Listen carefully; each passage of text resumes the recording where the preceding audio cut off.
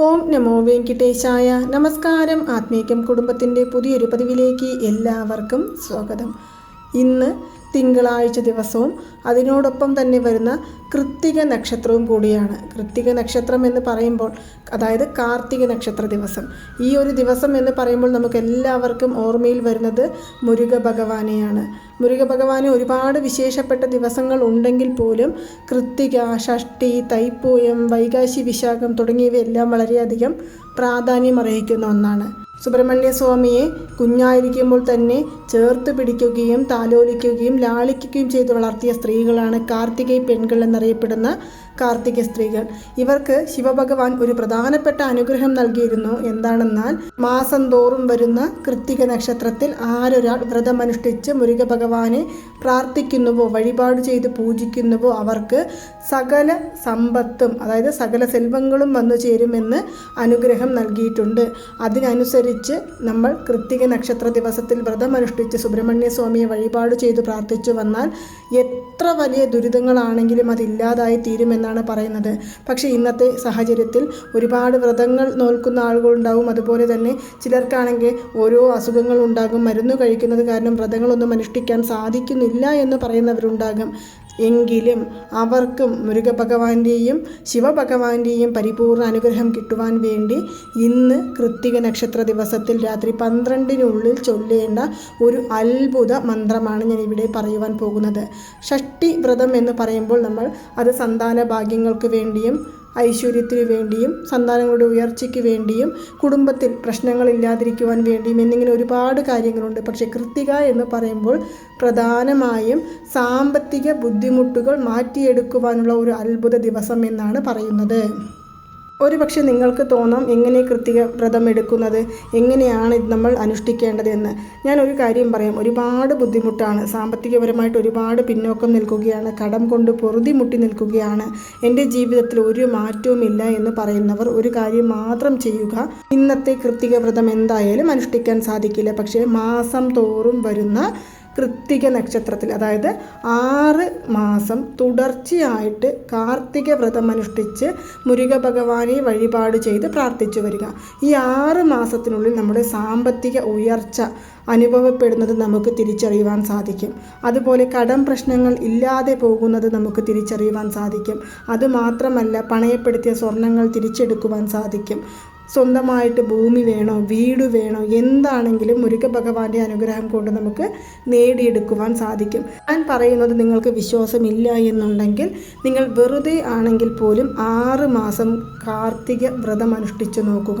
അതായത് എങ്ങനെയെന്നാൽ പരിപൂർണമായ എന്നെ വിശ്വസിക്കേണ്ട, മുരുക ഭഗവാനെ പരിപൂർണമായും വിശ്വസിച്ചുകൊണ്ട് നിങ്ങൾ വ്രതം അനുഷ്ഠിക്കുക. എങ്ങനെ വ്രതം അനുഷ്ഠിക്കണം? തലേ ദിവസം നമുക്ക് നോൺ വെജ് ഒന്നും കഴിക്കാതെ തലേ ദിവസം ഉച്ചയോടുകൂടി നമ്മൾ അരിയാഹാരം എല്ലാം ഒഴിവാക്കുക. അതുപോലെ തന്നെ വ്രതങ്ങളിൽ പലതരത്തിലുള്ള വ്രതങ്ങളുണ്ട്. പരിപൂർണമായ ഉപവാസം, വെള്ളം മാത്രം കുടിച്ചിരിക്കുക, ഇനി ഇളനീർ മാത്രം കുടിച്ചിരിക്കുക, പാലും പഴവും കഴിക്കുക, അല്ലെങ്കിൽ ഒരു നേരം മാത്രം അരിയാഹാരം കഴിക്കുക, അല്ലെങ്കിൽ 2 നേരവും ഭക്ഷണം സ്കിപ്പ് ചെയ്തിട്ട് ഒരു നേരം മാത്രം നമ്മൾ എന്താണോ ഭക്ഷണമുള്ളത് അത് കഴിക്കുക. ഇങ്ങനെ അവരവരുടെ ആരോഗ്യത്തിനെയും ശരീരത്തെയും ബാധിക്കാത്ത തരത്തിൽ നമുക്ക് വ്രതങ്ങൾ അനുഷ്ഠിക്കാവുന്നതാണ്. ഇതിൽ ഏത് വ്രതം അനുഷ്ഠിച്ചാലും മനസ്സും ശരീരവും ശുദ്ധമായിരിക്കണം. ഇങ്ങനെ നമ്മൾ ശുദ്ധമായ മനസ്സോടുകൂടിയും ശരീരത്തോടുകൂടിയും മുരുക ഭഗവാനെ ഉള്ളുരുകി പ്രാർത്ഥിച്ചുകൊണ്ട് വ്രതമനുഷ്ഠിക്കുകയാണ് എന്നുണ്ടെങ്കിൽ ഉറപ്പിച്ചു പറയാം, നമ്മുടെ സാമ്പത്തിക പ്രശ്നങ്ങളാണെങ്കിലും ആരോഗ്യ പ്രശ്നങ്ങളാണെങ്കിലും നമ്മുടെ ജീവിതത്തിൽ വേറെ എന്ത് തരത്തിലുള്ള പ്രശ്നങ്ങളാണെങ്കിലും അതെല്ലാം തന്നെ മാറ്റിയെടുക്കുവാൻ സാധിക്കുന്നതായിരിക്കും. അങ്ങനെ നിങ്ങൾക്ക് വ്രതങ്ങൾ അനുഷ്ഠിക്കാവുന്നതാണ്. ഇനി ഒരു കാര്യം കൂടി, നമ്മുടെ വ്രതത്തിന് കൂടുതൽ അതായത് മഹത്വം ലഭിക്കണമെന്നുണ്ടെങ്കിൽ ഇതുപോലെ നിങ്ങൾ വ്രതം അനുഷ്ഠിക്കുന്ന സമയങ്ങളിൽ നിങ്ങളെ കൊണ്ട് എന്താണോ ദാനമായിട്ട് കൊടുക്കുവാൻ സാധിക്കുന്നത്, അത് ക്ഷേത്രത്തിൽ എന്നല്ല, ഇല്ലാതെപ്പെട്ട ഒരുപാട് പേർ നമുക്ക് ചുറ്റുമുണ്ട്. അങ്ങനെയുള്ളവർക്ക് നമ്മളെ കൊണ്ട് എന്തെങ്കിലും ഒന്ന് വാങ്ങിച്ചു കൊടുക്കാൻ സാധിക്കും. നമ്മൾ കൊടുക്കുന്ന സാധനം അവർക്ക് ഉപകാരപ്പെടും എന്നുണ്ടെങ്കിൽ അത് വാങ്ങിച്ചു കൊടുക്കുക. ഇനി ഒന്നും വാങ്ങിച്ചു കൊടുക്കുവാൻ സാധിക്കാത്തവർ ഒരു നേരത്തെ ഭക്ഷണം വാങ്ങിച്ചു കൊടുക്കുക. ഇതെല്ലാം നമ്മുടെ വ്രതത്തിൻ്റെ മഹിമ കൂട്ടുന്ന ഒന്നാണ്. അങ്ങനെ നമുക്ക് വ്രതം അനുഷ്ഠിക്കാവുന്നതാണ്. ഈ വ്രത സമയത്ത് നിങ്ങൾക്ക് സ്കന്ദഷഷ്ഠി, വേൽമാറൽ എന്നിവയെല്ലാം നമുക്ക് ജപിക്കാവുന്നതാണ്. ഇത് നിങ്ങളൊന്ന് ശ്രമിച്ചു നോക്കുക.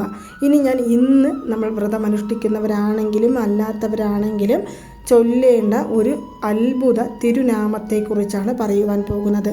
തിരുനാമം എന്ന് പറഞ്ഞപ്പോൾ തന്നെ പലർക്കും മനസ്സിലായി കാണാം.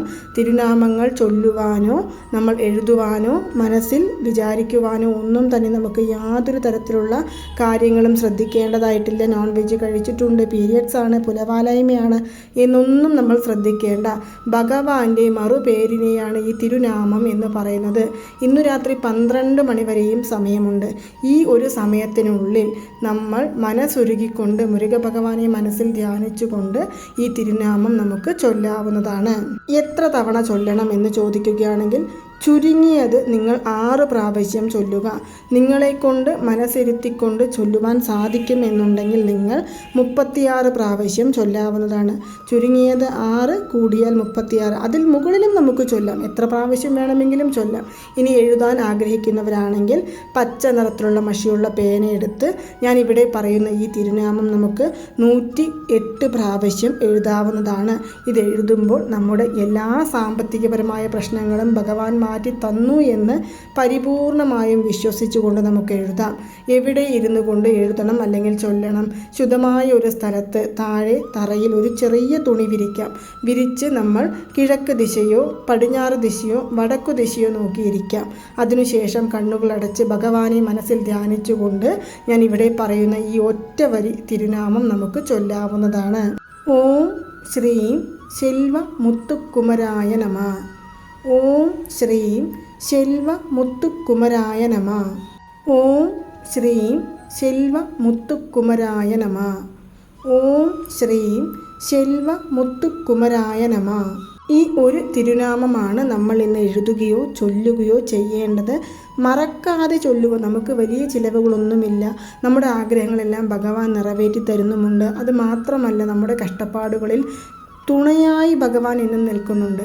നമുക്കെല്ലാവർക്കും അനുഭവമുള്ള ഒരു കാര്യമാണ്. എത്രയോ പ്രാവശ്യം എന്തെല്ലാമോ പ്രശ്നങ്ങൾ വരുമ്പോൾ മനസ്സിൽ ഒരു തവണയെങ്കിലും മുരുക എന്ന് വിളിക്കുന്ന സമയത്ത് ഇടതും വലതുമായിട്ട് മുന്നും പിന്നുമായിട്ട് നമ്മുടെ മുൻപിൽ ഭഗവാൻ ഉണ്ട് എന്നുള്ളതിന് ഒരുപാട് കാര്യങ്ങൾ നമുക്ക് നമ്മുടെ കൺമുന്നിലൂടെ പോയിട്ടുണ്ട്. അത് നമുക്ക് അനുഭവിച്ചറിയുവാൻ സാധിച്ചിട്ടുണ്ട്.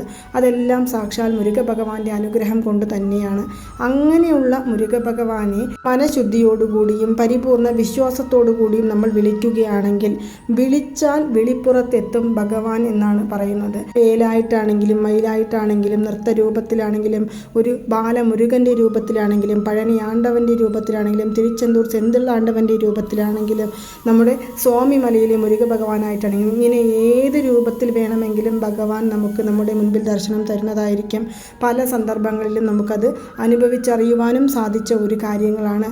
അതുകൊണ്ടാണ് ഞാൻ ഇവിടെ പറയുന്നത്, ഏത് പ്രശ്നങ്ങളാണെങ്കിലും മനസ്സിൽ എപ്പോഴും മുരുക ഭഗവാന്റെ തിരുനാമമുണ്ടെങ്കിൽ ആ പ്രശ്നങ്ങളെല്ലാം നമ്മളെ നോക്കി ഒരു ആയുധം വരികയാണ് എന്നുണ്ടെങ്കിൽ ആ ആയുധത്തെ തടഞ്ഞ് അതിൻ്റെ വഴി തിരിച്ചു വിടുവാൻ സാധിക്കുന്ന അത്ഭുതകരമായ ഒരു തിരുനാമമാണ് മുരുകൻ അല്ലെങ്കിൽ നമ്മുടെ സെന്തിലാണ്ടവൻ്റെ ഒരുപാട് തിരുനാമങ്ങൾ എന്ന് പറയുന്നത്. അതിലേറ്റവും പ്രധാനപ്പെട്ട ഒരു തിരുനാമമാണ് ഞാൻ ഇവിടെ കൊടുത്തിരിക്കുന്നത്.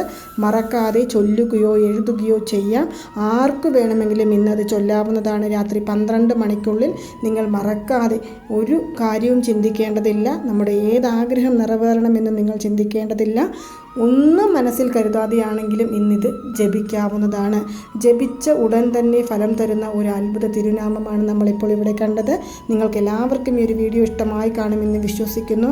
ഇതുപോലുള്ള മന്ത്രജപങ്ങൾ, തിരുനാമങ്ങൾ, തിരുകഥകൾ എന്നിവയെക്കുറിച്ച് കൂടുതലായിട്ട് അറിയണമെന്നുണ്ടെങ്കിൽ നമ്മുടെ ഈ ചാനൽ ഒന്ന് സബ്സ്ക്രൈബ് ചെയ്യുവാനും സപ്പോർട്ട് ചെയ്യുവാനും ഷെയർ ചെയ്യുവാനും മറക്കരുത്. നന്ദി, നമസ്കാരം.